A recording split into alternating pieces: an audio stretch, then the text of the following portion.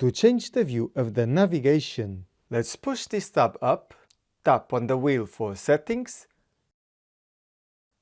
then go to Map Display, and in Map View we can see Auto, which usually displays in 3D when you are in the navigation and in 2D when you are exploring the map. So I can tap here to have the view in 2D all the time. Then notice that your car is always facing up, also when you make the turns, which is usually what we want. And this is because the north option is disabled. If we turn it on, the north direction is always facing up, but the problem is that it can be confusing while you are driving.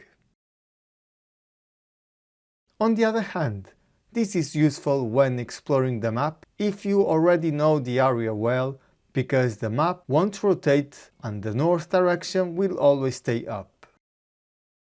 But we can also go to the map settings, as there is an option to show compass. Switch it on, and the compass is always on the map, and you can always tap there to fix the north direction.